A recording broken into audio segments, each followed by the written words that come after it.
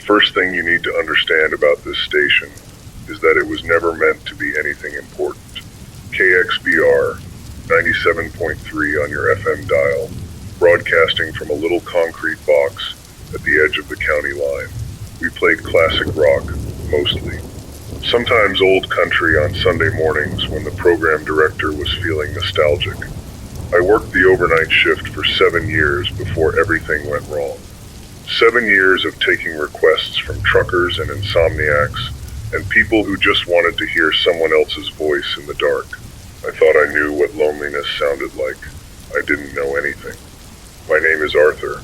I'm 47 years old, divorced, no children, and I have a deep, abiding love for coffee that borders on the pathological. Those are the things I would have told you about myself before.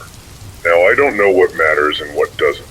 I don't know if any of the old descriptions still apply when the world has decided to remake itself into something terrible. The trouble started on a Tuesday.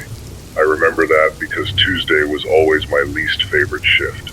The dead hour between 2 and 4 in the morning, when even the truckers had pulled over to sleep, and the only calls I ever got were wrong numbers or heavy breathers. I was sitting in my chair, watching the second hand crawl around the clock, when the first reports started coming in over the police scanner I kept on the corner of my desk. At first, I thought it was a prank. Someone had gotten hold of a police band radio and decided to have some fun.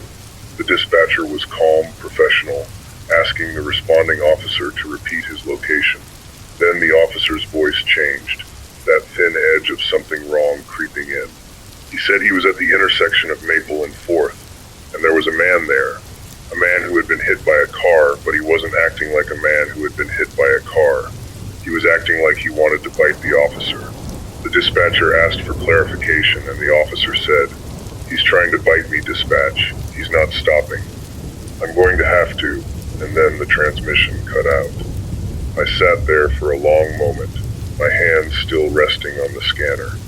Then I turned up the volume on the main broadcast and played 3 songs in a row. The same 3 songs I always played at that hour when I couldn't think of anything better to do. The world outside the station window was dark and quiet. The parking lot lights were on. The street beyond the parking lot was empty. Everything looked exactly the way it had looked for the past 7 years. The next call came about 40 minutes later. A man, his voice shaking, saying something about his wife. She had woken up and she wasn't right. She wasn't acting like herself. She was trying to bite him. He said she had scratched his arm so hard there was blood. He asked what he should do. He asked if there was a hospital that was still taking patients. He asked if I could help him. I told him I was just a radio station. I told him to call the police. He said the police weren't answering. He said he had tried 4 different numbers and nobody was answering. He said he didn't know what to do. Then he said, "She's coming back," and the phone went dead. I sat there for another long moment. Then I picked up the phone and called the police non-emergency number. It rang for a long time before a recorded voice told me that all lines were busy and to please try again later. I tried again, the same recording. I called emergency services and got the same recording. By the time the sun came up, I had received 17 calls from people who sounded like they were at the end of their rope. One woman told me her neighbor had attacked her dog. One man told me his son had come home from a party and was acting strange, wouldn't stop trying to bite him. A teenager called to say there were people walking down the middle of her street, people who looked wrong somehow, people who moved like they had forgotten how to walk properly, and nobody was doing anything about it. She said they looked like they were dead. She said, "They look like zombies, mister," and then she started crying and hung up. I did what any reasonable person would do. I went to the station's small kitchen, made a fresh pot of coffee, and tried to figure out what the hell I was supposed to say on the air. Because here's the thing about being a radio host. People listen to you. They trust you. You become a voice in the dark, a steady presence that tells them everything is going to be okay, even when the weather is bad, or the traffic is terrible, or the world is ending. I knew that if I started telling the truth about what was happening happening, people would die. Maybe they were already dying. I had no way of knowing. I made the only decision I could. I decided to be honest. And I decided to stay on the air for as long as I could. Because if there was anyone out there listening, and I suspected there were a lot of someones out there listening, they deserved to hear a voice that wasn't screaming. So I leaned into the microphone and I started talking. Good morning, everyone. This is Arthur on KX Beer. I know it's early, and I know a lot of you probably didn't sleep well last night, if you slept at all. I want to tell you what I know. I want to be honest with you. I think that's the only thing I can offer right now that actually matters. Honesty and a steady voice. I paused and took a sip of my coffee. It was too hot. I put it down. I've been getting calls all night. People telling me strange things. People telling me about people acting wrong. People telling me about biting, about scratching, about violence that doesn't make sense. I don't have answers for you. I want to be clear about that. I don't know what's happening. I don't know if this is some kind of disease or something else. But I believe the people who called me. I believe they were telling me the truth about what they saw. I looked out the window at the empty street. The sun was up now, pale and watery, the kind of morning that makes everything look exhausted. Here's what I do know. The phones are down at the police station, or at least nobody is answering them. I tried calling myself and got a recording. I don't know if that means the police are overwhelmed or if they're gone. I don't know if there's anyone coming to help. What I do know is that you need to be careful. If someone you know is acting different, acting aggressive, acting like they want to hurt you, you need to get away from them. You need to lock your doors. You need to stay inside if you can. And you need to listen to this station, because I'm going to stay on the air as long as I can, and I'm going to tell you everything I know. I stopped there, not because I had run out of things to say, but because I realized I had no idea what to say next. I had been broadcasting for 7 years, and I had never felt so completely unprepared for anything in my life. The phone started ringing again. I picked it up. It was a woman named Patricia. She owned a small grocery store 3 blocks from the station. She said she had been in the back office when she heard a commotion in the front. She came out to find 2 people, strangers, wrestling on the floor. One of them was biting the other one's arm, biting it and not letting go. She said she had screamed and run back into her office and locked the door. She said she could still hear them. She asked me if I had any idea what was happening. I told her the same thing I had told everyone else. I didn't know, but I told her to stay in that office, to lock the door and not open it for anyone, and to keep her radio turned to this station. She said, "Arthur, I'm scared." I said, "I know, so am I, but we're going to get through this. We have to. Stay on the line with me if it helps. I'll stay right here." She stayed on the line for about 10 minutes. Then she said she heard something outside the door, something that sounded like scratching. She said she had to go. She said she would try to call back. Then the line went dead. I sat there in the silence, staring at the phone. I thought about Patricia, a woman I had never met, whose voice I would probably never hear again. I thought about the people who had called before her, the woman whose dog was attacked, the man whose son came home wrong, the teenager who said they looked like zombies. I thought about the police officer who had tried to report something at Maple and 4th and never finished his transmission. The coffee had gone cold. I poured it out and made another pot. It felt like the only thing I knew how to do. When the coffee was ready, I poured a fresh cup and sat back down in front of the microphone. "Patricia," I said, "if you're listening, I hope you're okay. I hope you found a way out of that office. I'm still here. I'm not going anywhere." I wasn't sure anyone was still listening. The phones had stopped ringing. Maybe everyone had finally figured out that I didn't have any answers. Maybe they had all given up calling. Maybe they had all given up altogether. I looked out the window again. The street was still empty. The parking lot was still empty. The sky was pale and gray and somehow expectant, like it was waiting for something to happen. I thought about the people out there, the ones who were maybe still listening, the the ones who were maybe hiding in their homes or their offices or wherever else they had found to shelter.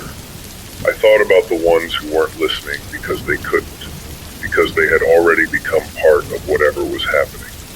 All right, I said, here's what I'm going to do. I'm going to keep talking. I'm going to keep playing music. I'm going to keep this station running as long as the electricity holds out and as long as I can hold it together. And I want you to keep listening, because I think there are more of us out there than we realize. I think there are people who survived. I think there are people who are going to make it through this. And if you're one of them, you need to know you're not alone. I put on a record. It was something old, something I had always liked, something I thought people might find comforting. The music filled the small studio, and I leaned back in my chair and closed my eyes for a moment. I had been awake for almost 24 hours. I was exhausted, but I couldn't sleep. I had to stay awake. I had to keep broadcasting. There was no one else to take over. The record ended. I sat forward and spoke into the microphone again. That was the Rolling Stones. Gimme Shelter. I thought it seemed appropriate. I laughed a little, but it wasn't a happy laugh. It was the kind of laugh that comes out when you've run out of other things to do. The thing about being a DJ is that you never really stop thinking about what you're going to say next. Even when you're not on the air, you're always thinking about the next transition, the next song, the next little comment that's going to bridge the gap. I've been doing it for so long that it feels like second nature. But right now, I don't have a transition. I don't have a next song. I have no idea what comes after this. I took a sip of coffee and tried to think of something useful to say. If you're out there, if you're listening, I want you to do something for me. I want you to take a deep breath. I want you to take stock of what you have. Food, water, shelter, anything you can use to protect yourself. I don't know how long this is going to last. I don't know if it's going to get worse or better. But I know that the people who survive are the people who prepare. So prepare. And when you're done preparing, turn on your radio and listen. I'll be here. I'm going to be here as long as I can. The station was quiet. The coffee was getting cold again. I could hear the hum of the equipment and the distant sound of wind outside the window. I'm going to keep talking, I said. I'm going to keep telling you what I see and what I hear. I'm going to be your eyes and ears out there. Because that's what I do. That's what I've always done. I'm a radio host. I talk. And right now, that's the only thing I have to give. I sat there in the quiet, listening to the hum of the station, and I thought about all the people who were probably listening to me right now. I thought about the ones who were scared, and the ones who were angry, and the ones who were just trying to understand what had happened to their world. I thought about the ones who wouldn't make it. I thought about the ones who might. All right, I said, here's the plan. I'm going to keep doing what I do. I'm going to keep playing music and talking and trying to hold it together, and you're going to keep listening. Because that's the only thing we can do for each other right now. That's the only connection we have. I reached over and put on another record. This time it was something gentler, something I hoped would calm people down. When the music started, I leaned back in my chair and closed my eyes again. The night outside the window was dark and still. The street was empty, the world was quiet. But I could feel something waiting, something just beyond the edge of perception. Something that was going to change everything. The second day was the hardest, not because anything particularly terrible happened, but because nothing happened at all. The sun came up, and the sky was clear, and the world looked exactly the way it always looked from the station window. The parking lot was empty. The street was empty. The trees at the edge of the property swayed gently in the morning breeze. It could have been any Tuesday morning in any year of my life. But the silence was wrong. That was what got to me. The silence was wrong. I had spent 7 years in this building, mostly at night, and I had grown used to the sounds of the world outside, the distant hum of traffic on the highway, the occasional siren, the muffled voices of people walking past the station on their way somewhere. All of that was gone now. There was nothing but wind and the hum of the equipment and the sound of my own breathing. I had kept broadcast broadcasting through the night, playing records and talking in that measured voice I had developed over the years. I didn't know if anyone was still listening. The phones hadn't rung since Patricia called, but I kept talking anyway, because that was what I did. That was what I had always done. By dawn, I was running on nothing but coffee and adrenaline. My eyes felt like they were filled with sand. My voice was starting to crack at the edges. I knew I needed sleep, but I was afraid to close my eyes. I was afraid that if I stopped talking, the silence would swallow everything. I made another pot of coffee and walked to the front door of the station. It was locked, as always, but I had never really thought about what that lock was for. It was just a lock, something to keep the building secure at night. Now it felt like something more.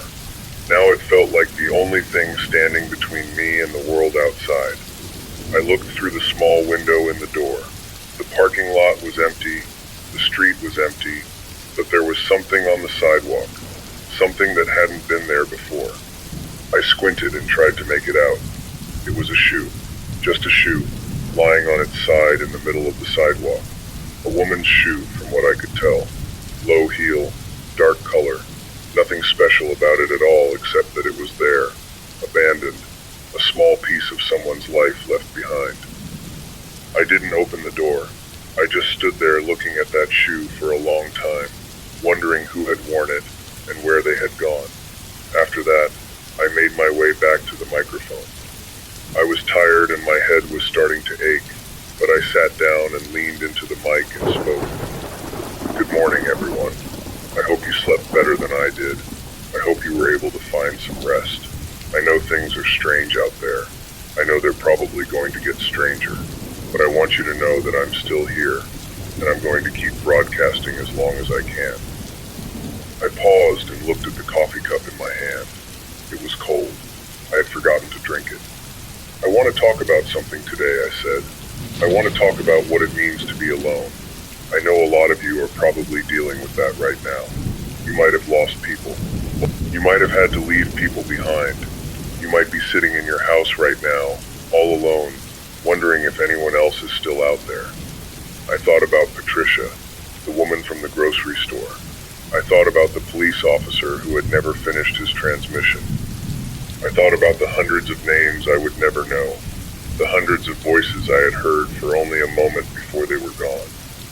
I'm not going to tell you it's going to be okay, I said. I don't know that. Nobody knows that. But I am going to tell you that you're not the only one. There are other people out there. I know there are, because I'm one of them.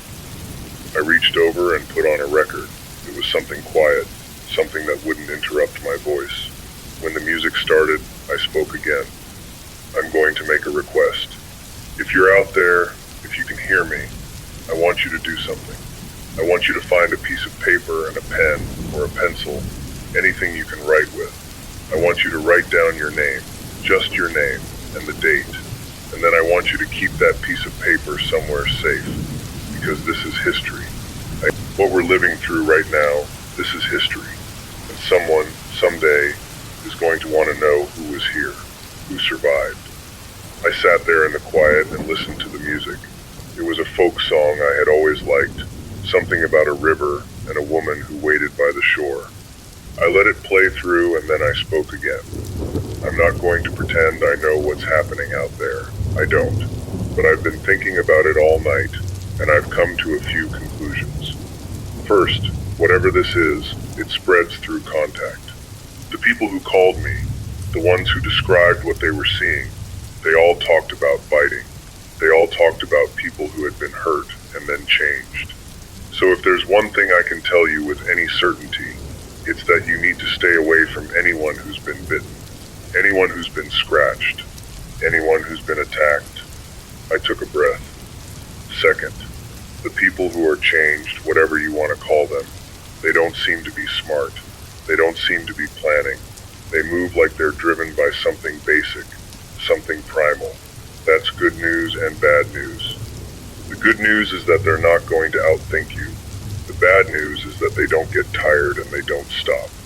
I thought about what I had seen in the movies and the books over the years. I thought about the stories people told, the stories that were supposed to be fiction. They didn't feel like fiction anymore. Third, and this is the one that bothers me the most, this thing happened everywhere all at once. That's not natural. That's not a disease that spreads from person to person in a normal way. I don't know what it is, but I know it's not something we've seen before. And I don't think we're going to get any help from the outside. Not for a long time, if ever. I stopped there because I realized I was starting to sound like I was giving a lecture. That wasn't what I wanted. What I wanted was to connect with whoever was listening. What I wanted was to make sure they knew they weren't alone. I'm sorry, I said. I didn't mean to go on like that. I've been thinking about this all night, and I guess it all came out at once. The point is, we need to be smart. We need to be careful. And we need to take care of each other, even if we can't be in the same room. I looked out the window. The sun was higher now, casting long shadows across the parking lot. Everything looked so peaceful. It was hard to believe that the world had ended. I've been thinking about the people who called me yesterday, I said. There was a woman named Patricia. She owned a grocery store. She was trapped in her office. I don't know what happened to her. I hope she's okay. I hope she's still out there listening to this. There was a man whose son came home wrong. I don't know what happened to him either. There was a teenager who looked out her window and saw something terrible walking down her street. I paused and took a sip of the cold coffee. I'm telling you this because I want you to know that these people were real. They had names. They had lives. They weren't just stories on the news. And the people you've lost, the people who are gone or changed or whatever happened to them, they were real too. They were someone's family, someone's friend, someone's everything. I could feel the exhaustion pressing down on me. My head was pounding, my eyes were heavy. I knew I needed to sleep, but I couldn't bring myself to stop talking. I'm going to play some music now, I said. I'm going to sit here and listen to it and try to rest my voice for a little while. I'll be back in an hour or so, I promise. And if you're out there, if you're still listening, I want you to do something for me. I want you to stay safe. I want you to stay alert. And I want you to remember that you're not alone. I put on a record, something long and slow and instrumental. Then I leaned back in my chair and closed my eyes, just for a moment. I don't know how long I slept. It couldn't have been more than a few minutes. But when I opened my eyes, the record was still playing, and the station was still running, and everything was exactly as I had left it. I sat forward and leaned into the microphone. Sorry about that, I said. I must have dozed off. Still here, still going, still talking. I felt better, a little. The headache was still there, but it had receded to a dull throb. I've been thinking about something else, I said. I've been thinking about what comes next. Not just for me, but for all of us. We're going to have to figure out how to live in a world that's changed. We're going to have to find new ways to get food and water and shelter. We're going to have to learn to take care of ourselves in ways we never thought about before. I looked around the station. It was small and cramped and filled with outdated equipment, but it was shelter. It was a roof over my head. It was a place I could broadcast from. I'm not saying it's going to be easy. I'm not saying it's going to be fast, but I am saying it's possible. People have survived worse. People have survived plagues and wars and everything else this world has thrown at them. We're made of tough stuff, all of us. Sometimes we forget that, but it's true. I put on another record. This time it was something up-tempo, something I thought might lift people's spirits. I'm going to keep talking, I said. I'm going to keep broadcasting. I'm going to be your anchor in this storm, as long as I can. And I want you to keep listening. I want you to keep holding on, because this isn't the end. It's not the end. It's just the beginning of something different. The third morning came like all the others, pale and quiet and wrong.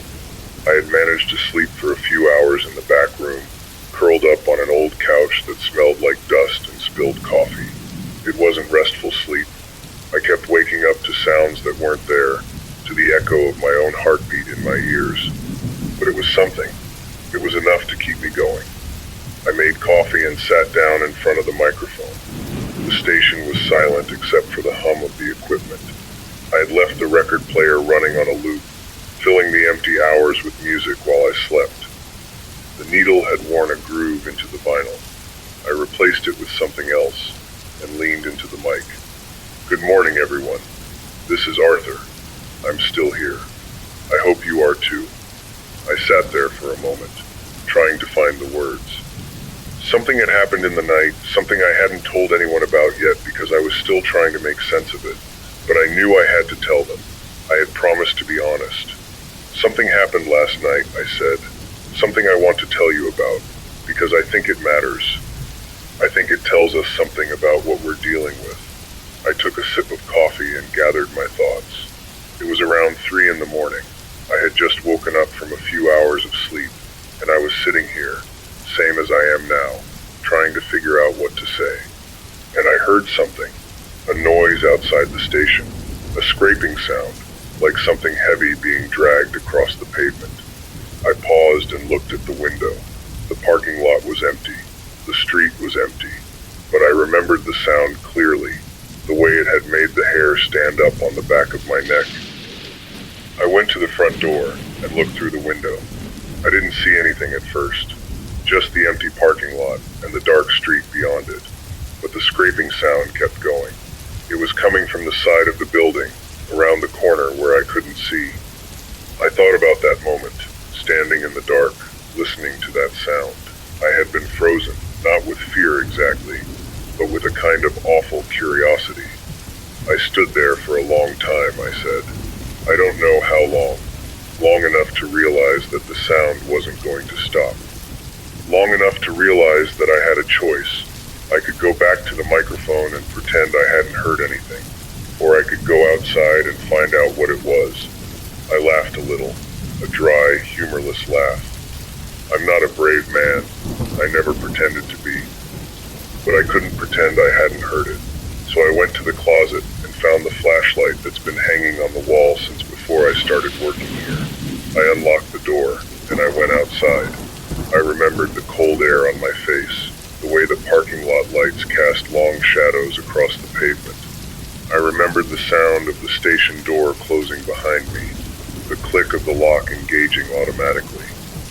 I walked around the corner of the building, I said, and I saw it. A man. He was lying on the ground, face down, not moving, just lying there in the parking lot, like he had been dropped there. I thought he was dead at first. I thought maybe he had been attacked and left there, but then he moved, just a little, just a twitch. I took a breath. The coffee was cold. I didn't care. I walked closer. I know, that was stupid, but I had to know. I had to see if he was alive, if I could help him, and when I got close enough to see his face, I realized he wasn't a man at all, not anymore. He had been one, once, but his eyes were wrong. His skin was wrong, and his mouth was open, just a little, like he was trying to speak but couldn't find the words. I closed my eyes for a moment, remembering the way that face had looked in the harsh light of the parking lot. He tried to get up, I said. He tried to reach for me, but he couldn't. His legs weren't working right. He could barely move, and I realized that the scraping sound I had heard was him dragging himself across the pavement. He must have been trying to get to the station, to the sound of my voice, to the light in the window. I opened my eyes and looked at the microphone. I didn't know what to do. I still don't know if I did the right thing. I went back inside and locked the door. I sat down right here, and I waited for the sound to stop, and after a while it did. I don't know where he went. I don't know if he's still out there. But when I looked out the window this morning, he was gone. I sat there in the silence, listening to the hum of the equipment. I'm telling you this because I think it's important, I said. I think we need to understand what we're dealing with. And I think what I saw last night tells us something. Whatever these things are, they're drawn to sound, they're drawn to light, they're drawn to the signs of life. The man outside my station last night, he wasn't just wandering, he was heading toward the station, toward the radio, toward me. I thought about all the people who were probably listening right now, all the people who had radios turned on, All the people who might be drawing attention to themselves without even realizing it. That's the thing I want you to take away from this, I said. Whatever you do, be quiet. Be careful. Keep your lights low and your curtains drawn. Don't make noise if you don't have to. Because they'll find you. They'll find you and they won't stop. I sat there for a moment, trying to think of what to say next. The silence was heavy, pressing in on me from all sides. I've been thinking about the people who called me on that first night, I said. The ones who were scared, and the ones who were confused, and the ones who were just trying to understand what was happening. I've been thinking about what happened to them. Did they make it? Did they find a way to survive? Or did they end up like the man in the parking lot, changed into something that used to be human? I didn't have any answers. I didn't think there were any answers to find. There's something else I want to tell you, I said. Something I've been thinking about. It's not important, not really, but it's been on my mind, and I think maybe it's the kind of thing we need to hear right now. I leaned forward and rested my elbows on the desk. My grandmother used to tell me stories, I said. Stories about the old days, the days when she was young. She grew up on a farm, without electricity, without running water. She used to tell me about the way they lived, the way they survived, and I always thought those stories were just stories. I thought they were something from the past, something that didn't matter anymore. But now I think she was trying to tell me something. I think she was trying to tell me that we know how to do this. We know how to survive, without all the things we thought we needed. I paused and took a breath. I'm going to try to remember what she told me, I said. I'm going to try to hold on to those stories, and I want you to hold on to yours too. The stories your grandparents told you, the stories about how to grow food, how to build things, how to take care of yourself. Those stories matter now. They matter more than anything. I could feel the weight of the day pressing down on me. The exhaustion was back, deep and bone-tired. I'm going to play some music now, I said. I'm going to sit here and rest for a little while, but I'll be back, I promise. I'll always be back as long as I can. I put on a record, something soft, something that wouldn't disturb the quiet, and I sat there in the dim light of the station, listening to the music and thinking about all the things I had lost. Later, when the record ended, I leaned forward and spoke again. I don't know how long this is going to last, I said. I don't know if the power is going to stay on. I don't know if the transmitter is going to keep working, but I'm going to keep talking as long as I can. I'm going to keep telling you what I see and what I hear. And I'm going to keep hoping that there are people out there who are listening. People who are going to make it through this. People who are going to rebuild something new. I sat there in the quiet and listened to the hum of the station. The world outside was dark and silent, but inside there was a small light burning, a small voice speaking into the void. I hope you're doing okay, I said. I hope you're safe. I hope you're holding on to something that matters. And if you're not, I hope you find something soon. I put on another record. This time it was something I had never played before, something I had found in the back of the station's storage closet. It was a recording of someone reading poetry, old poetry, the kind of words that were meant to be spoken aloud. I let it play and I closed my eyes and I tried to remember what it felt like to be normal. The voice on the recording read slowly, carefully, each word a small offering. I listened and I thought about the man in the parking lot, the way his eyes had looked in the light. I thought about Patricia, the woman from the grocery store. I thought about all the people who had called and all the people who hadn't. And I thought about my grandmother, sitting on the porch of her farmhouse, telling me stories about a world I would never know. Keep listening, I said, when the recording was done. Keep holding on, and remember, you're not alone. I'm here. I'm always going to be here. The fourth day was the day I started to understand the shape of what was happening. Not the cause, never the cause. I don't think any of us will ever know the cause, not really. But the shape of it, the way it moved through the world, that started to become clear. I broadcasting for 3 days straight, with only short breaks for sleep and coffee, and the basic necessities of staying alive. I was starting to feel the strain of it.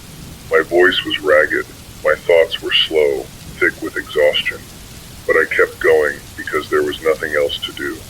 The world outside the station was quiet and empty and dangerous, and my voice was the only thing I had to offer.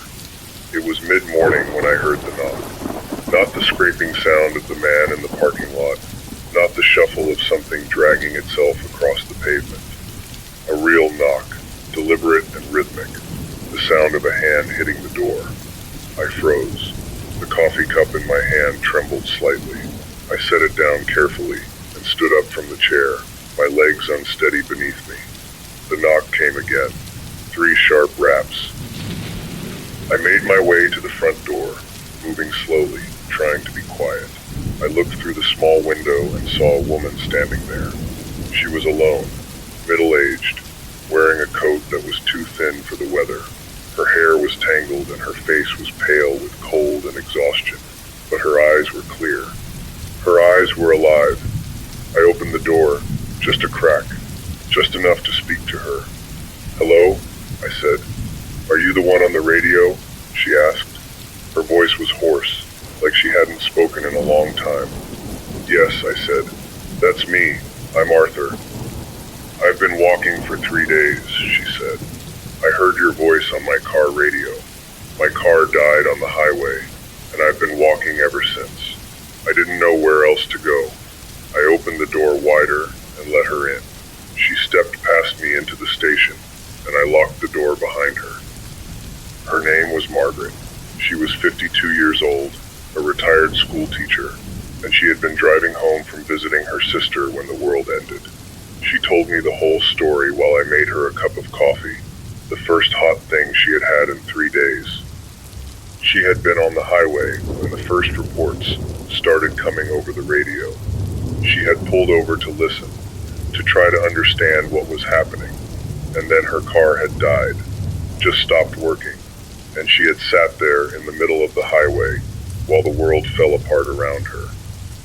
"I saw things," she said, holding the coffee cup with both hands. "Terrible things. People running, people screaming, people who weren't people anymore." She took a sip of the coffee and closed her eyes. I got out of the car and I started walking. I didn't know where I was going. I just knew I had to get away from the highway. And then I heard your voice on a radio someone had left on in a parked car. You said you were at Quebec-Bourg. I remembered the station from when I used to listen on my drives. I thought if I could get here, I'd be safe. I didn't tell her that I didn't know if she was safe. I didn't tell her about the man in the parking lot, the one who had dragged himself toward the station in the night. I didn't tell her about the feeling I had, the feeling that this place was just another target, just another place where people would come looking for shelter that might not exist. But I let her stay. Of course I let her stay. "We have a problem," Margaret said. She had finished her coffee and was sitting on the couch in the back room, wrapped in a blanket I had found in the closet. "I don't mean to be the one to bring bad news, but you need to know." "What is it?" I asked. "The fuel," she said. "The generator. How long can it run?" I had been trying not to think about that. The generator was old, and it was running on fuel that had been sitting in the station's storage tank for months, maybe longer. I had checked the gauge when this all started, and it had looked like there was enough for a few weeks, but I wasn't sure. I wasn't sure of anything. "Maybe 2 weeks," I said. "Maybe less." Margaret nodded slowly. "That's what I thought." "And after that, what happens?" The transmitter goes dark, the voice stops, and everyone out there who's been listening, everyone who's been holding on to your voice for hope, they're going to be alone again. I didn't have an answer for that. I had been trying not to think about it, trying to focus on the present, on the next broadcast, the next song, the next cup of coffee. But Margaret was right. The generator was going to run out of fuel, and when it did, the station would go silent. "There might be another option," I said. "There's an old diesel generator in the basement. It was installed decades ago, back back when the station was first built. It's been sitting there, unused, for as long as I've worked here, but it might still work. Margaret looked at me. Can you get it running? I don't know. I'm not a mechanic, but I can try.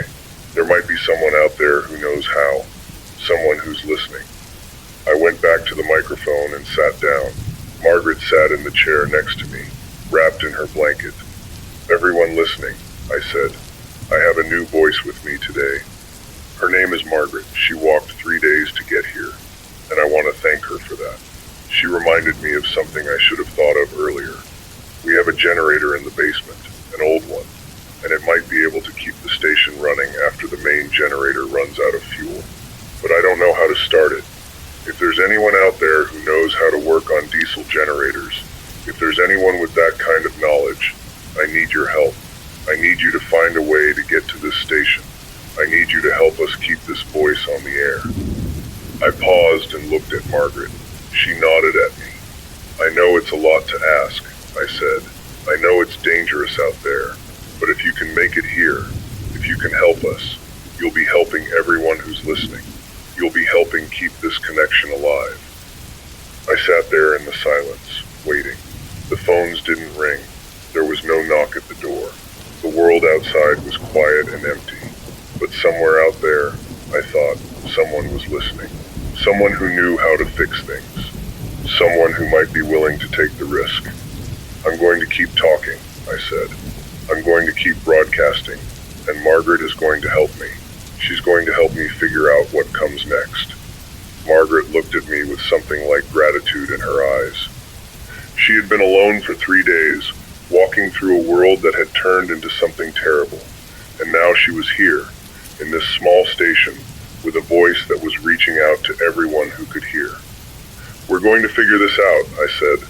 We're going to find a way to keep going, and we're going to make sure that everyone out there knows they're not alone. I put on a record, something slow and quiet, and leaned back in my chair. Margaret was watching me with a look that was part hope and part fear. Are you really that optimistic? She asked. Or are you just saying that for the microphone? I thought about it for a moment, then I shook my head. I don't know if I'm optimistic, I said, but I know I can't stop. I can't be the one who turns off the light. If I do that, I'm just another person who gave up. And I don't want to be that person. Margaret nodded slowly. I understand, she said. I think I understand more than you know. The record ended. I leaned forward and spoke into the microphone again. This is Arthur on KXBR. I'm still here. Margaret is still here. And we're going to keep talking as long as we can. Stay safe out there. Stay quiet. And keep listening. We'll be back after this next song. I put on another record. It was something I had played before. Something I knew by heart. And I sat there with Margaret and listened to the music and tried to think of what came next.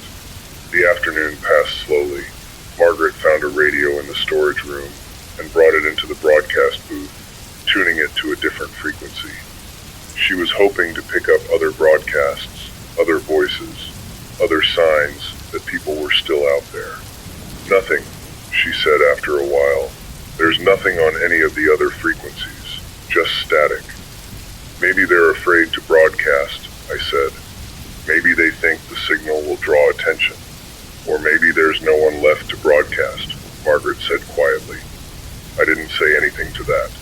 I didn't want to think about it, the possibility that we were the only ones, the only voice left in a world that had gone silent. Keep trying, I said. You might pick up something eventually. Margaret nodded and kept turning the dial, searching for a signal that might not exist. The sun went down and the station grew dark. I turned on the small lamp on the desk, the one that ran on batteries. We sat there in the dim light, Margaret and I, listening to the static on the other radio. I used to be afraid of the dark, Margaret said. When I was a child, I used to sleep with a nightlight on. My mother thought I was silly, but she let me keep it. And then I grew up, and I got over it. I stopped being afraid of the dark. She paused and looked at the window, where the darkness pressed against the glass like a living thing. Now I'm afraid again, she said. Not of the dark itself exactly, but of what's in it. I nodded. I know what you mean. I'm afraid too. We sat there in the silence, two people who had been thrown together by circumstance, both of them trying to find a way forward. I'm going to keep broadcasting, I said. I'm going to keep talking, and as long as I'm talking, I'm not giving up. You can count on that. Margaret smiled, just a little. I didn't think you would. I leaned forward and spoke into the microphone. Good night, everyone. This is Arthur, and this is Margaret. We're still here. We're still going, and we'll be back tomorrow. The fifth day started like the others. I woke up on the couch in the back room, stiff and cold, with the sound of Margaret moving around in the main part of the station. She had made coffee. I could smell it from where I lay, that familiar, bitter aroma that had been my constant companion through all of this. I sat up and rubbed my eyes. The station was quiet except for the hum of the equipment and the soft sound of Margaret's footsteps. I made my way to the broadcast booth and found her standing at the window, looking out at the parking lot. There's someone out there, she said. I felt my heart tighten. I moved to the window and looked out. There was a figure standing at the edge of the parking lot, just standing there, not moving. It was too far away to make out any details, just a shape in the gray morning light. How long have they been there? I asked. About 10 minutes, Margaret said. They just showed up. They haven't moved. I studied the figure, trying to figure out what it was. The way it stood, still and silent, reminded me of the man from the parking lot. But it was different somehow. Less aggressive, more watchful. I'm going to go out there, I said. Margaret grabbed my arm. Are you crazy? What if it's one of them? What if it's not a person anymore? I have to know, I said. If there's someone out there who needs help, I can't just leave them standing there. Margaret let go of my arm. Then I'm coming with you. We unlocked the door and stepped outside.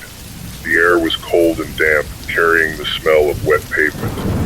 We walked slowly toward the figure, trying not to make any sudden movements. As we got closer, I could see that it was a man. He was older, maybe in his 60s, with gray hair and a weathered face.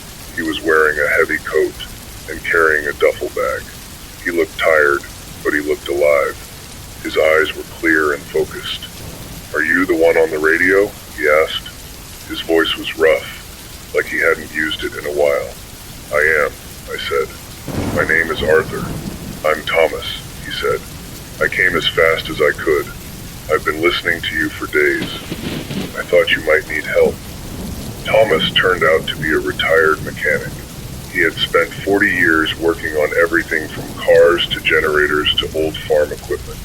He had heard my broadcast about the diesel generator in the basement, and he had decided to come. It's not safe out here, he said. I had to walk most of the way. My truck died about 10 miles out, and I couldn't get it started again. I remembered what Walter had said about old vehicles, about the ones that might survive, but I didn't have time to think about that now. Come inside, I said. It's cold out here. We went back into the station. Margaret made Thomas a cup of coffee, and we sat in the broadcast booth, talking about what we needed to do. The diesel generator, Thomas said. Do you know what model it is? I shook my head. I've never really looked at it. It's been sitting in the basement for decades. Thomas nodded. I'll need to see it, and I'll need some tools. Do you have any? I thought about the closet in the back room. There were some old tools there, left over from when the station was first built. I hadn't thought about them in years, but they might still be useful. There's a closet, I said. There might be something in there. Thomas finished his coffee and stood up. All right, let's go take a look at this generator. We made our way to the basement. It was dark and cold and smelled like dust and old concrete. I found a flashlight and shone it around until I found the generator. It was an old machine, covered in years of dust and grime, but it looked solid. It looked like it might still work. Thomas circled it, studying it carefully. "This is a good model," he said. "Built to last. It's going to need some work, but I think I can get it running." "How long will it take?" I asked. "A few days," Thomas said. "Maybe longer. I'll have to check the fuel lines, the filters, the wiring. Everything is going to need attention." I thought about the days stretching ahead of us, the uncertainty of what we would find when we finally got the generator running. "Do what you can," I said. "We have time." Thomas started working, pulling tools out of his bag, checking the generator piece by piece. I watched for a while, then I went back upstairs to the microphone. "Everyone listening," I said, "I have some news. A man named Thomas has come to the station. He's a mechanic, and he's going to try to get the old diesel generator running. If he can do it, we'll be able to keep broadcasting, even after the main generator runs out of fuel." I paused and took a breath. "I want to thank Thomas for coming here. He walked a long way, and he took a big risk. But that's what we're going to have to do from now on. We're going to have to take risks. We're going to have to help each other, because no one else is coming to help us." Margaret brought me a cup of coffee and sat down in the chair next to me. She looked tired, but she looked determined. "How long do you think we can keep this up?" she asked. "The broadcasts, I mean." "As long as we can," I said. "As long as there's power and a voice to speak into the microphone. And after that, we'll find another way." She nodded slowly. "I've been thinking," she said. "The people out there, the ones who are still alive, they need more than just a voice on the radio. They need help, real help, food, water, shelter." "I know," I said, "but I don't know how to give them that. I can't leave the station. The transmitter needs to stay on." "Maybe you don't have to leave," Margaret said. "Maybe we can bring people here. We can make this station a gathering place, a place where people can come for help." I thought about it. The station was small, but there was room. There was enough room for a few people to stay, at least for a little while. "It's dangerous," I said. "If people start coming here, it'll draw attention. The things out there, they'll find us." "We can be careful," Margaret said. "We can set up a watch. We can make sure everyone who comes is safe, and we can start building something real." I looked at her and saw the hope in her eyes. It was the same hope I had been trying to hold on to, the same fragile belief that there was something worth building. "All right," I said, "we'll try, but we have to be careful. We can't afford to make mistakes." Margaret smiled. I wouldn't expect anything less. That afternoon, Thomas emerged from the basement, covered in dirt and grease. He had a smile on his face, the first genuine smile I had seen in days. "The generator is going to work," he said. "I'll need to make some repairs, but the engine is sound. The fuel lines need to be replaced, and the filters are clogged, but I can fix that." "How long will it take?" I asked. "A week," Thomas said. "Maybe less, but I need some parts. I can't make everything from scratch." I thought about the world outside, the world that had changed so completely. I thought about the people who might have the parts Thomas needed, the people who were maybe still alive, still holding on. "There's a hardware store a few blocks from here," I said. "Maybe there's something there." Thomas nodded. "I'll go check tomorrow morning." "It's too late today. It's going to be dark soon." "We need to be careful," I said. "The things out there, they're everywhere. You can't just walk around like it's normal." Thomas nodded again. "I know. I've been watching. I've seen what happens to people who aren't careful. I'll be smart about it." I looked at him and thought about all the people who had come to this station, all the people who had walked through the door looking for something. Hope, safety, a voice in the dark. "We're going to do this," I said. "We're going to keep this station running. We're going to keep broadcasting, and we're going to build something that matters." Margaret and Thomas looked at me with something like belief in their eyes. That night, I sat in the broadcast booth and looked out at the darkness. The world outside was quiet, but I knew it wasn't empty. I knew there were people out there, people who were listening, people who were holding on to my voice like a lifeline.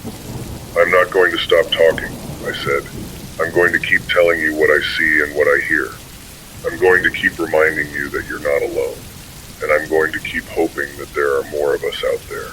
More people who are going to survive this. More people who are going to rebuild something new. I paused and listened to the hum of the equipment. Tomorrow, Thomas is going to go look for parts.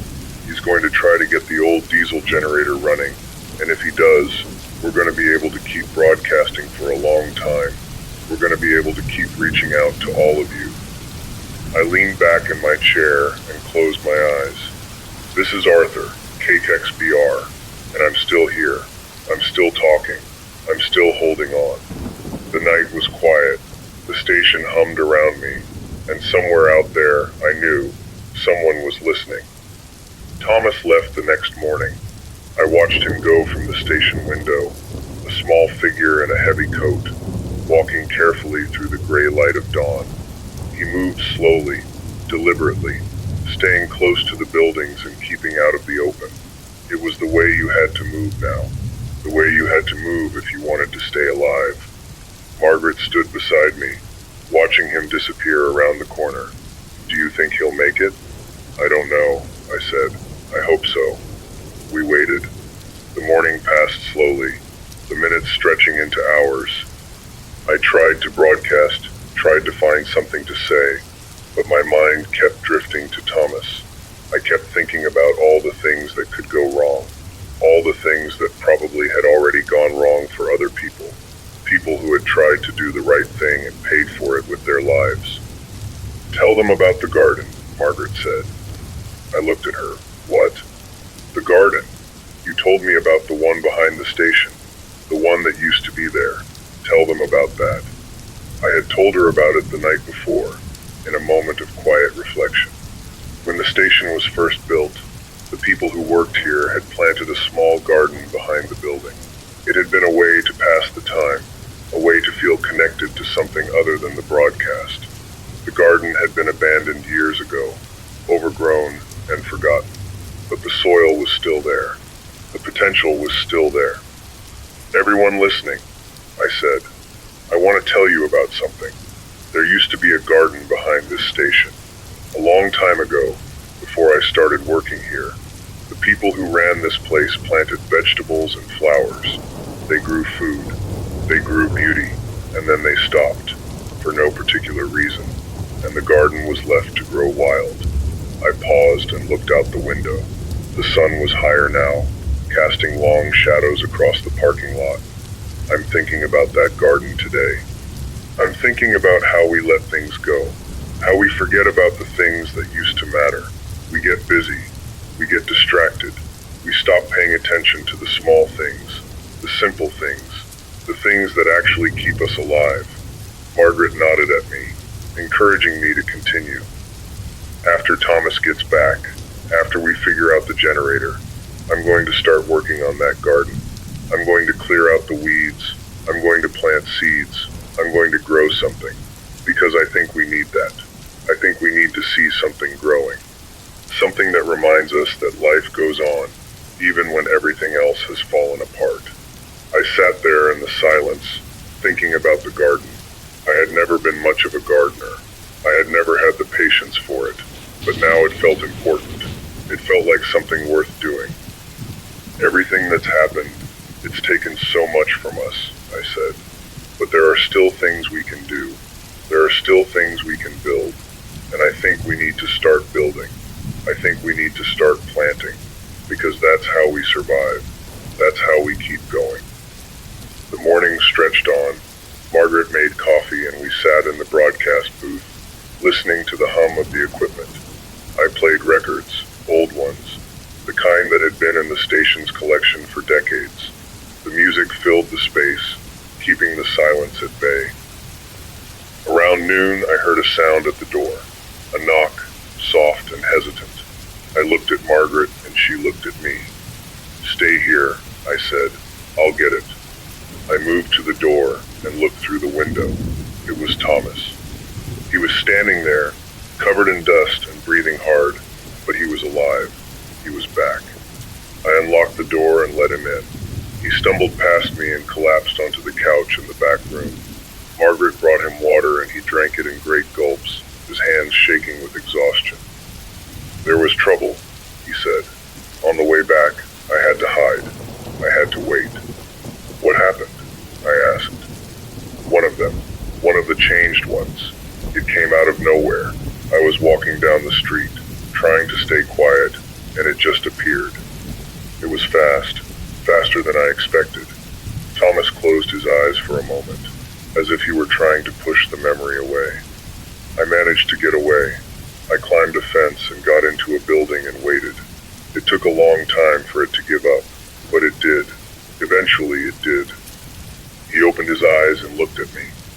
"I got the parts, everything I need. The generator is going to work." I felt a wave of relief wash over me. The generator would work. We would have power. We would be able to keep broadcasting. "Good," I said. "That's good." Thomas nodded slowly. "But there's something else. Something I need to tell you. While I was waiting in that building, I saw something. Something I think you need to know." "What was it?" Thomas took a breath and then he told me. He had been hiding in a building near the hardware store, waiting for the changed one to leave. The building was old, a warehouse that had been empty for years. He had been sitting there in the dark, trying to stay quiet, when he heard voices. Human voices. The first ones he had heard in days. At first, he thought he was imagining it, but the voices continued, low and urgent, coming from somewhere in the back of the warehouse. He crept toward the sound, keeping to the shadows, until he found them. A group of people, a dozen of them at least, huddled together in the back of the building. They had food, they had water, they had radios. Thomas had watched them for a long time, trying to decide what to do. He had thought about approaching them, about telling them about the station, about inviting them to come. But then he had seen their weapons.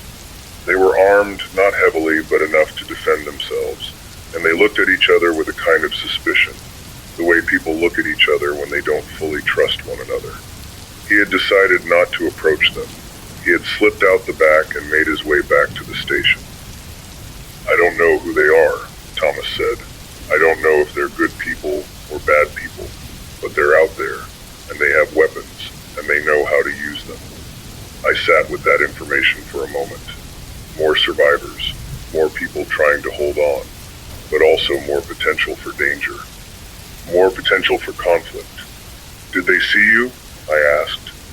"I don't think so," Thomas said. "I was careful. I stayed in the shadows the whole time, but I can't be sure." I nodded slowly. "We'll have to be careful. We'll have to watch for them.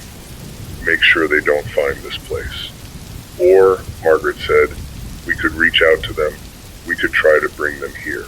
More people means more protection, more hands to help."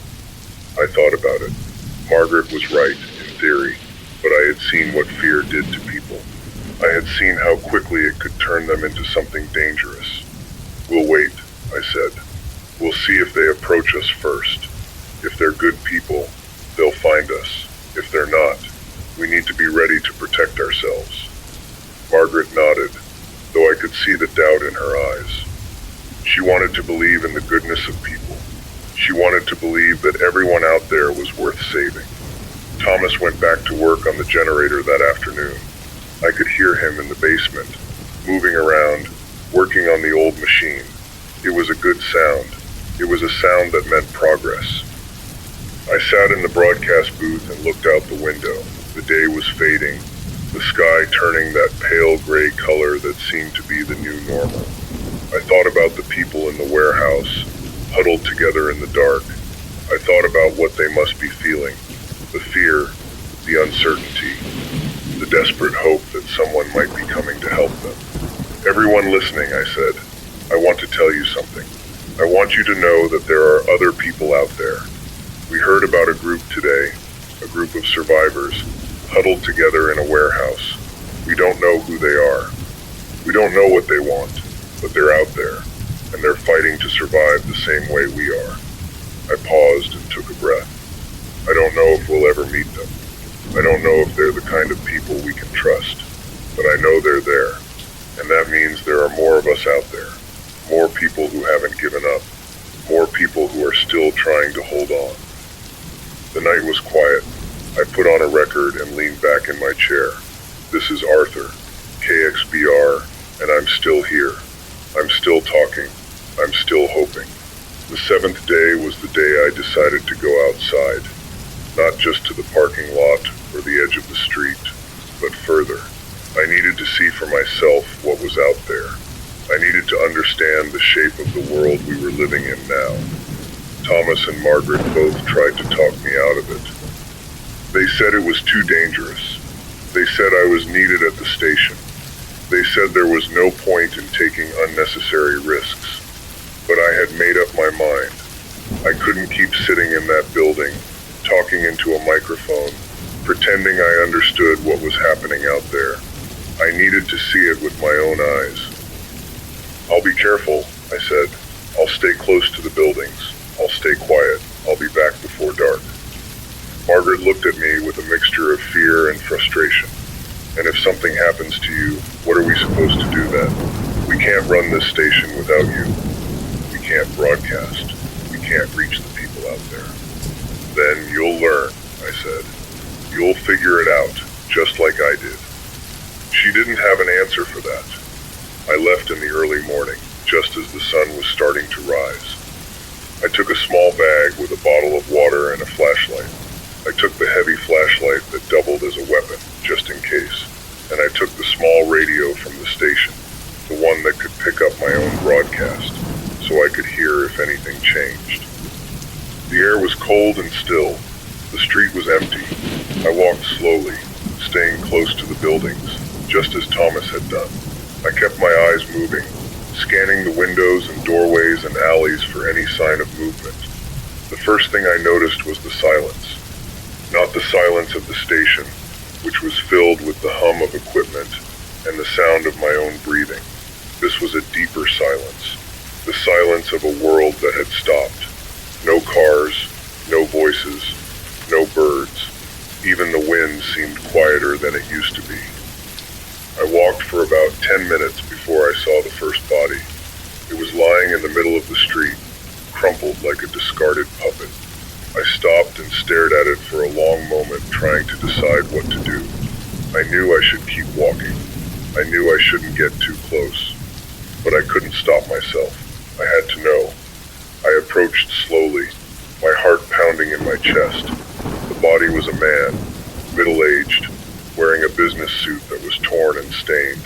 His eyes were open, staring at nothing. His mouth was open too, frozen in a silent scream. There was a wound on his neck, deep and ragged, like something had bitten him.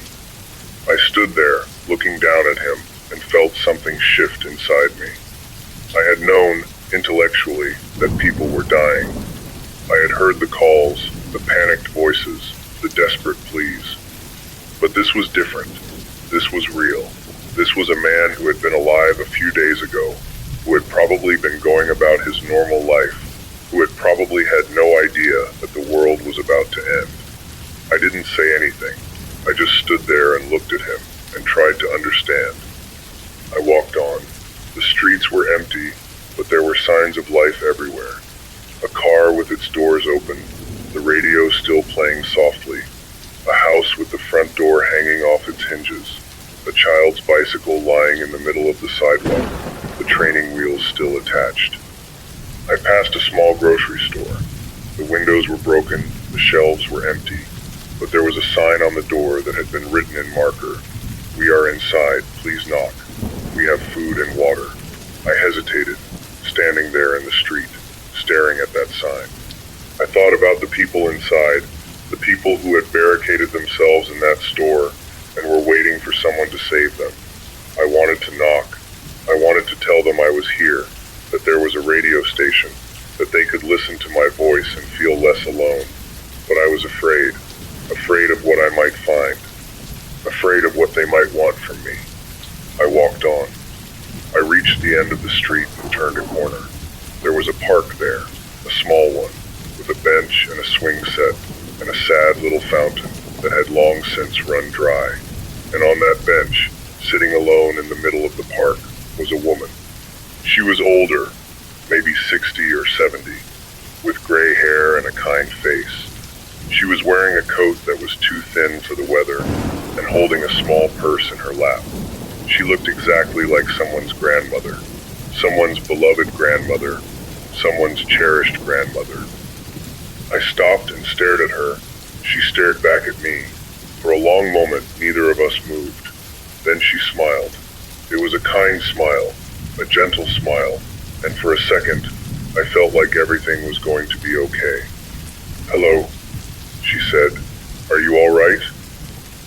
I didn't know how to answer that. I opened my mouth to say something, but no words came out. "Don't worry," she said.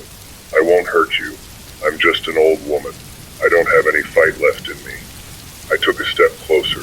"What happened to you? What are you doing out here?" She looked down at her hands. "I don't have anywhere else to go. My house was... I couldn't stay there. So I came here. I thought maybe someone would find me." I felt something twist inside me. This woman, this kind old woman, sitting alone in a park, waiting for someone to find her, waiting for someone to help her. "Come with me," I said. "I have a place. It's not much, but it's safe. We have food, we have shelter. You can come with me." She looked up at me with those kind eyes. "That's very generous, but I can't go with you. You don't understand. I'm not like you." "What do you mean?" She opened her mouth and showed me the wound on her neck. It was the same kind of wound as the man in the street. A bite, a deep, ragged bite that had torn through her skin. "I was walking home," she said. "I was walking home and one of them attacked me. I tried to fight it off, but it was too strong. And now I can feel it. I can feel it changing me. I can feel it taking over." I stepped back. I didn't mean to. It was instinct. "Please," she said. "I'm not dangerous yet. I can still think. I can still talk. But it's getting harder. It's getting harder to remember who I am." Her eyes were clear. Her voice was steady. She looked exactly like a kind old woman sitting on a park bench. But she was going to change. She was going to become one of them. "Help me," she said. "Please. I don't want to become one of them. I don't want to hurt anyone." I stood there, frozen. I didn't know what to do. I didn't have any answers. I had never had any answers. "Please," she said again. "Do something, before it's too late." I looked at her and I saw my grandmother. I saw all the kind old women I had ever known. I saw the face of someone who was going to become a monster, and I didn't know how to stop it. "I'm sorry," I said. "I'm so sorry. I don't know what to do." She nodded a slow, sad nod. "I understand. It's all right. You don't have to do anything. I just wanted someone to know. I just wanted someone to remember me." I stood there for a long time, just looking at her. She looked back at me with those kind eyes. "What's your name?" I asked. "Eleanor," she said. "My name is Eleanor." I thought about that name. I thought about all the Eleanors I had known. I thought about all the people who were going to die, and all the people who were going to be forgotten. "I'll remember you," I said. "I'll remember you, Eleanor." She smiled again. Thank you for that." I walked away. I couldn't stay. I couldn't be there when she changed. I walked back the way I had come, keeping my eyes on the ground. I passed the grocery store with its sign. I passed the child's bicycle. I passed the man in the street. I made it back to the station and collapsed in my chair. Margaret was there, looking at me with a worried expression. "Did you see anything?" she asked. "I saw everything," I said. I leaned forward into the microphone. The words came out slowly, deliberately. "Everyone listening, I want to tell you a story. A story about a woman named Eleanor. I met her today. She was kind and gentle and scared, and she was going to die, not because of anything she did wrong, but because the world has decided to end." I paused and took a breath. I couldn't help her. I couldn't save her, and that's going to happen a lot. We're going to meet people we can't save. We're going to lose people we care about, and it's going to break our hearts over and over again. But we can't stop. We can't give up. Because if we do, then the people we couldn't save, the people we lost, they died for nothing. I closed my eyes and thought about Eleanor. Her name was Eleanor, and I'm going to remember her. I'm going to hold on to her name, and I'm going to carry it with me. And I want you to do the same. I want you to remember the people you've lost. I want you to hold on to their names and carry them with you. Because that's how we survive. That's how we keep going. The station hummed around me.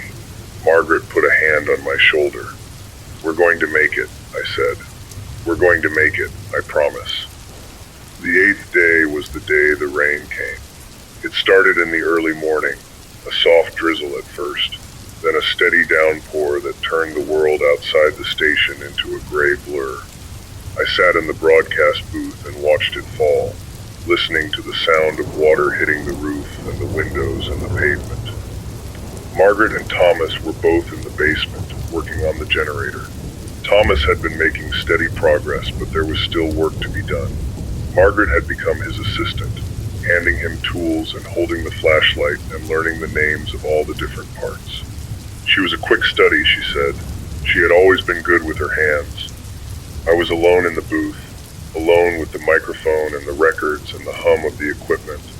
I had been broadcasting for a week now, a week of talking and playing music and trying to hold the world together with nothing but my voice. I was tired. I was so tired. But I couldn't stop. I wouldn't stop. Everyone listening, I said. The rain has started.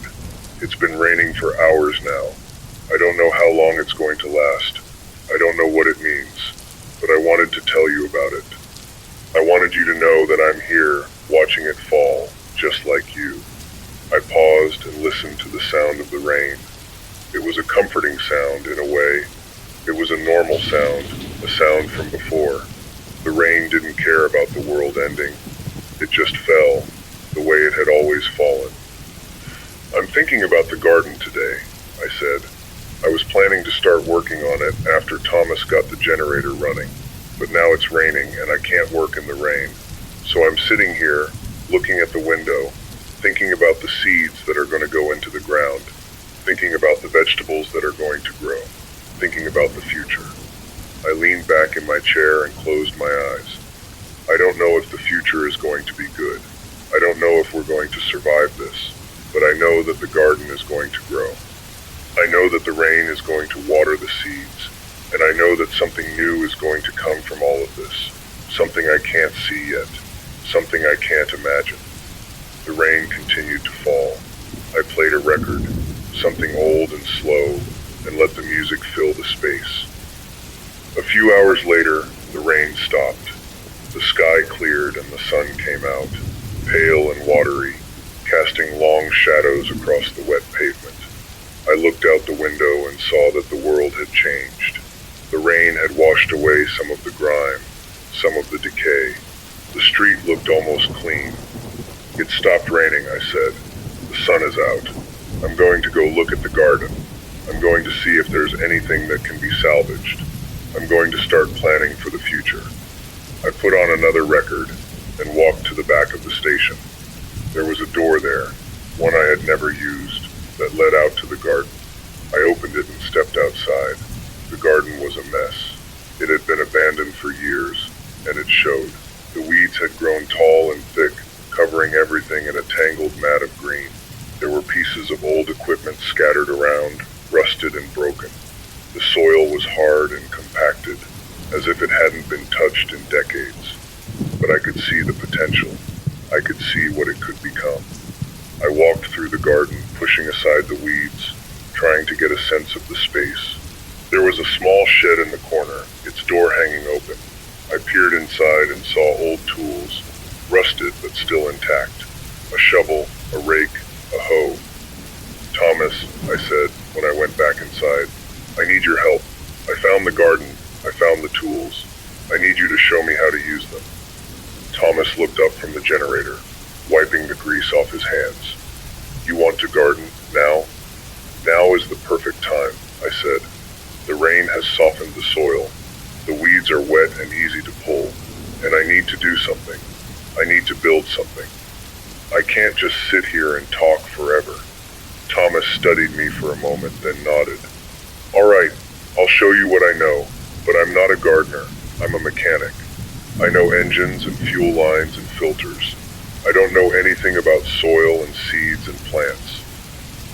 That's all right, I said. We'll figure it out together. We spent the rest of the day in the garden, pulling weeds and turning the soil. It was hard work, the kind of work that made your muscles ache and your back scream. But it felt good. It felt like I was doing something real, something that mattered. Margaret joined us after a while, bringing water and sandwiches. She watched us work for a few minutes, then picked up a shovel and started digging. I used to garden with my mother, she said. When I was a girl, she had a small plot behind the house. She grew tomatoes and cucumbers and zucchini. She said there was nothing better than eating something you had grown with your own hands.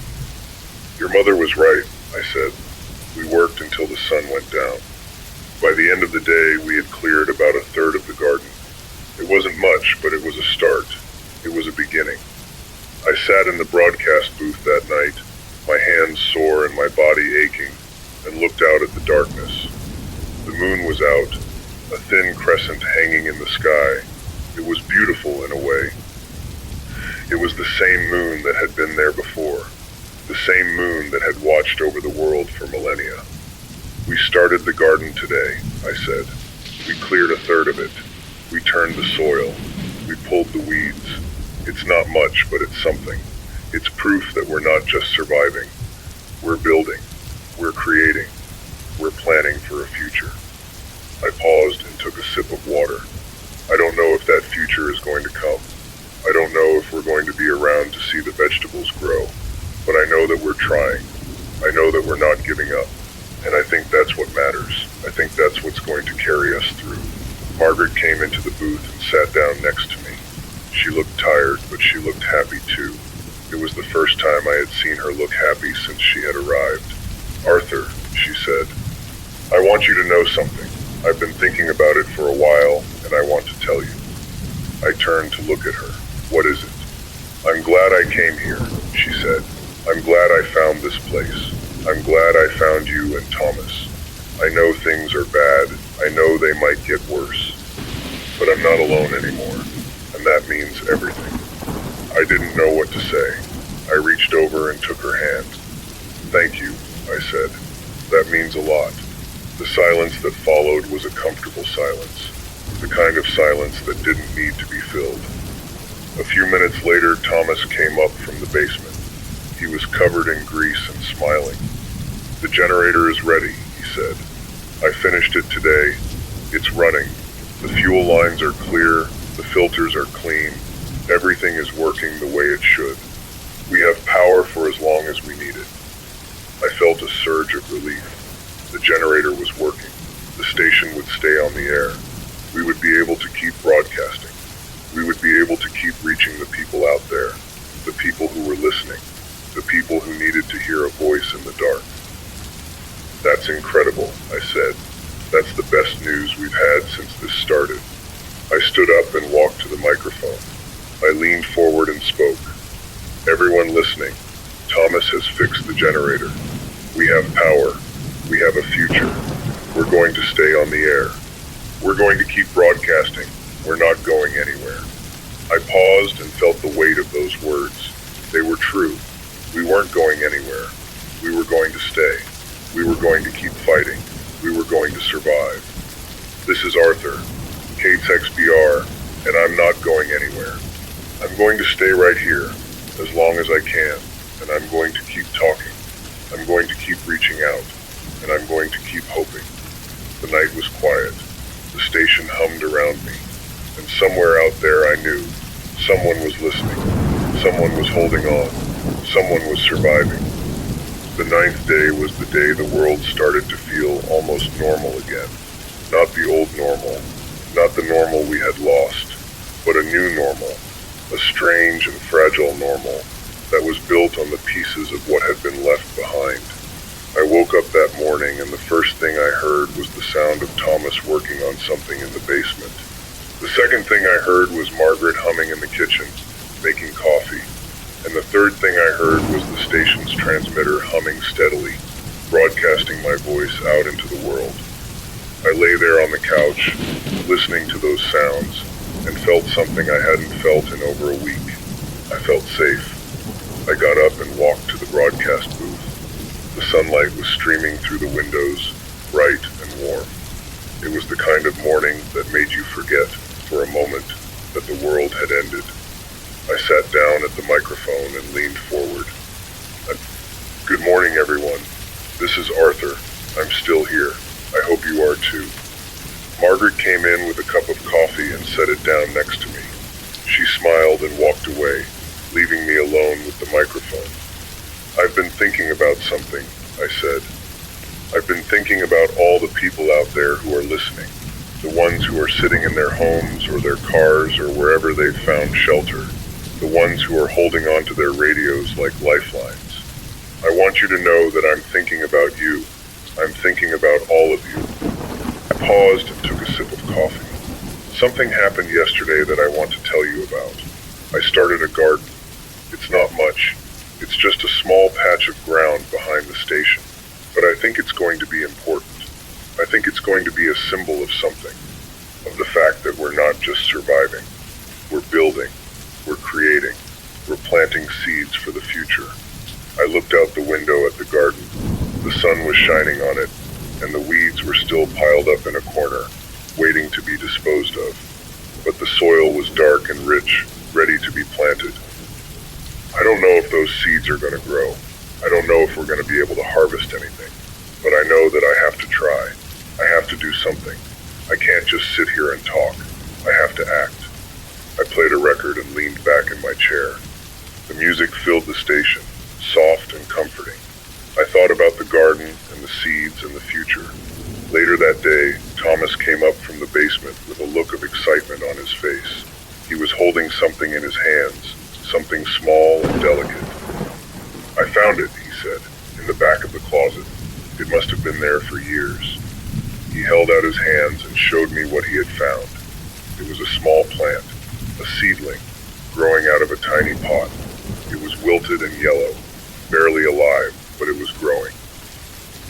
Is that from the garden? I asked. No, Thomas said. It must have been left here by someone who worked at the station a long time ago. They probably forgot about it. It's been sitting in that closet in the dark for who knows how long, and somehow it's still alive. I looked at the seedling. It was pathetic and fragile, barely clinging to life, but it was alive. It had survived. We need to take care of it, I said. We need to give it light and water and warmth. We need to help it grow. Thomas nodded. I thought you'd say that. We found a spot for the seedling on the windowsill, where it could get sunlight. I watered it carefully, giving it just enough to keep the soil moist. I stood there, looking at it, and felt something stir inside me, something that felt like hope. I'm going to name it, I said. I'm going to name it Eleanor. Thomas looked at me. Eleanor? After the woman I met in the park, I said. The one I couldn't save. I want to remember her. I want something to grow in her memory. Thomas nodded slowly. I think she would have liked that. I went back to the microphone and told everyone about the seedling. Everyone listening. Thomas found a seedling. It was in the back of a closet, left there by someone who worked at the station a long time ago. It's small and weak, but it's alive, and I'm going to take care of it. I'm going to help it grow. I paused and looked at the seedling. It was sitting on the windowsill, its tiny leaves reaching toward the sun. Things are going to grow again, I said.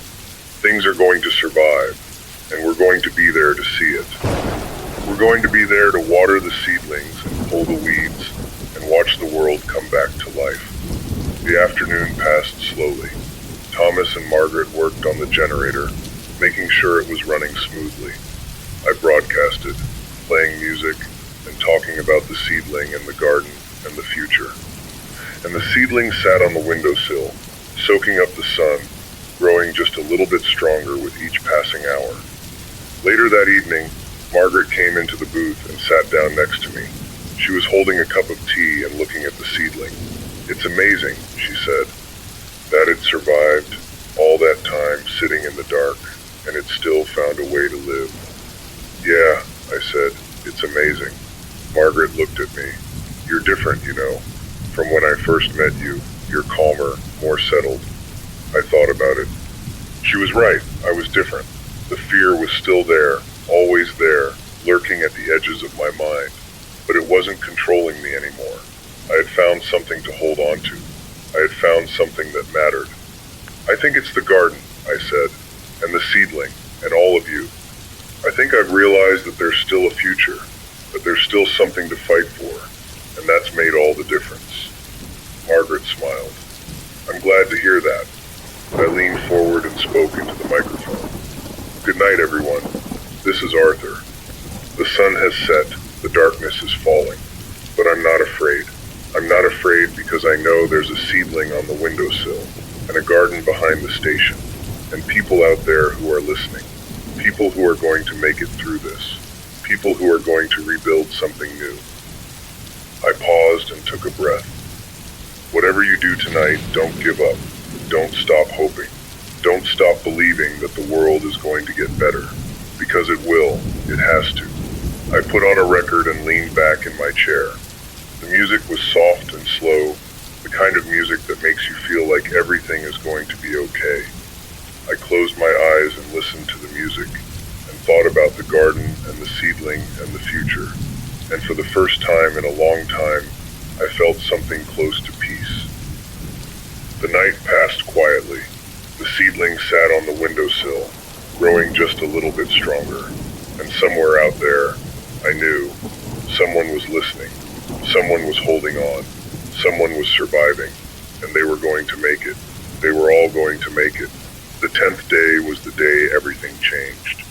I woke up to the sound of shouting. Not the kind of shouting I had grown used to. The panicked shouting of people who had just discovered the world was ending. This was different. This was the shouting of people who had found each other. I got up quickly and ran to the window. There were people in the parking lot. 3 of them, standing together, looking at the station with a mixture of hope and fear. They were carrying bags and blankets and what looked like a small child wrapped in a coat. I unlocked the door and stepped outside. The air was cold and sharp, carrying the smell of damp earth. The 3 people turned to look at me, their faces weary but alive. "Are you the one on the radio?" the man asked. He was young, maybe 30, with a beard that was starting to grow in, and eyes that had seen too much. "Yes," I said. "I'm Arthur. Come inside, all of you." They followed me into the station. The woman was carrying the child, a little girl who looked about 5 years old. She was pale and shivering, but she was alive.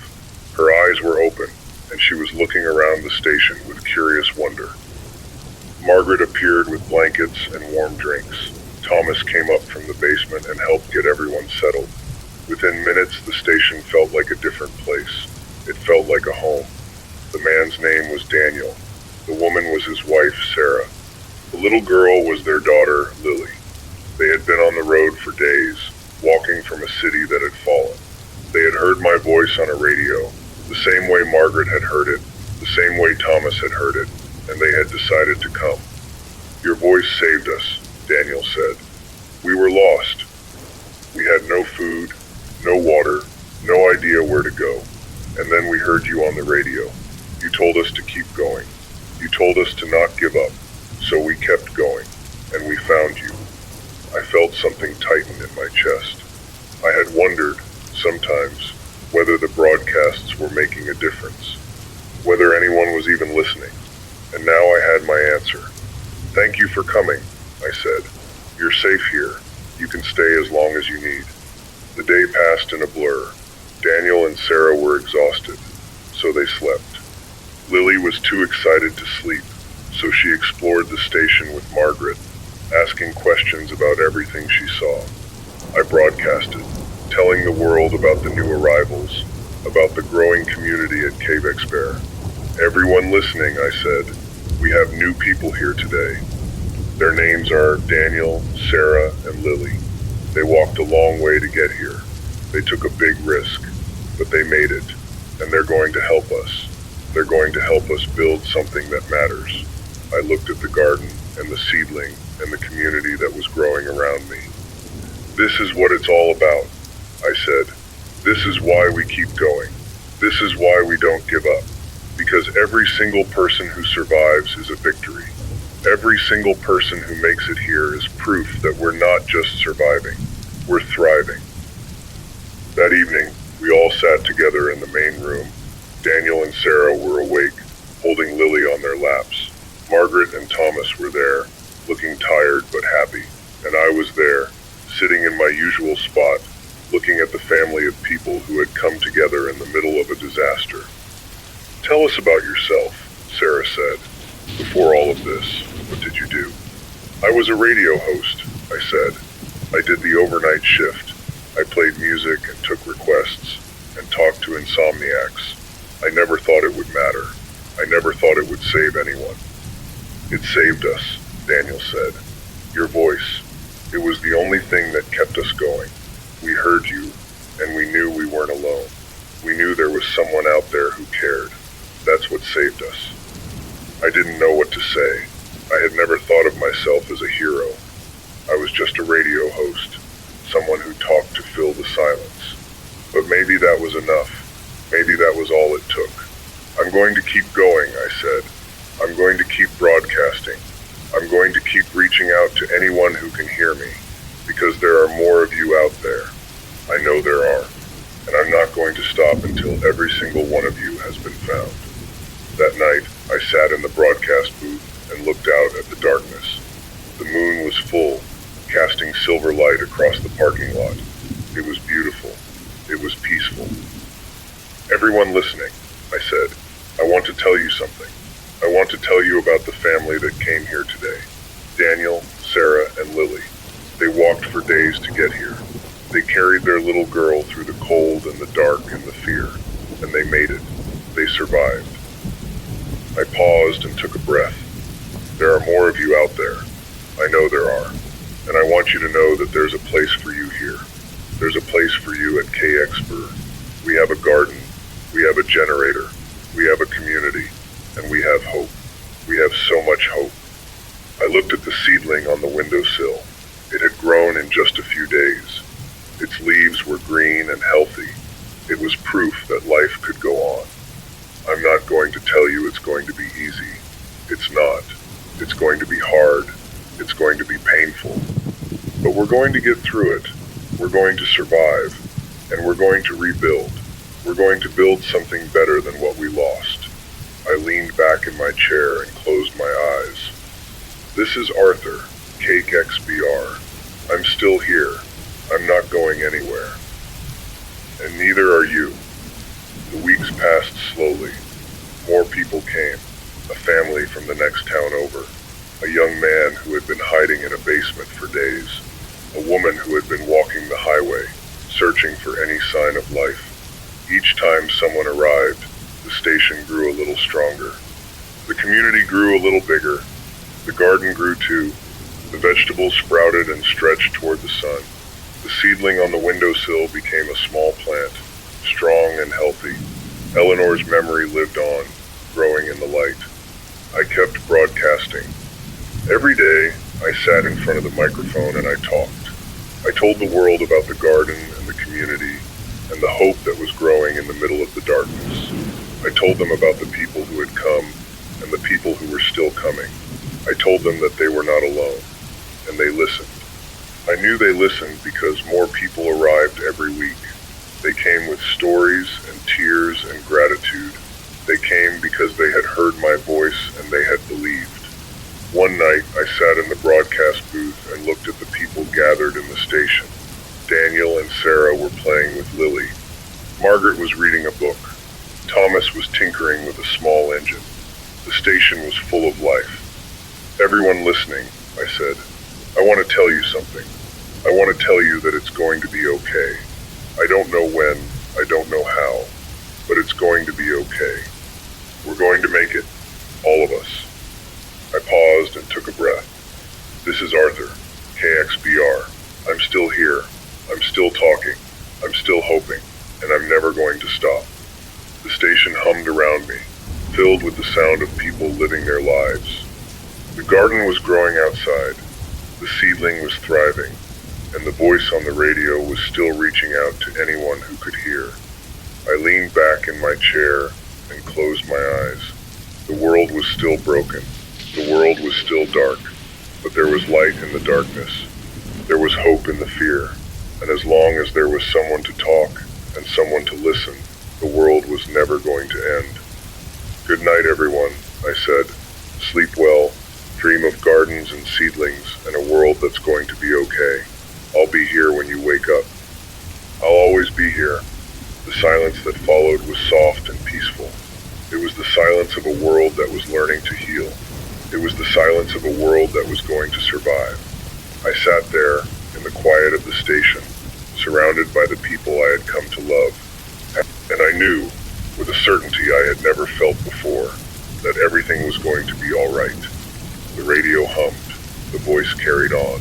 And somewhere out there, someone was listening. Someone was holding on. Someone was believing. And that was enough. That was more than enough.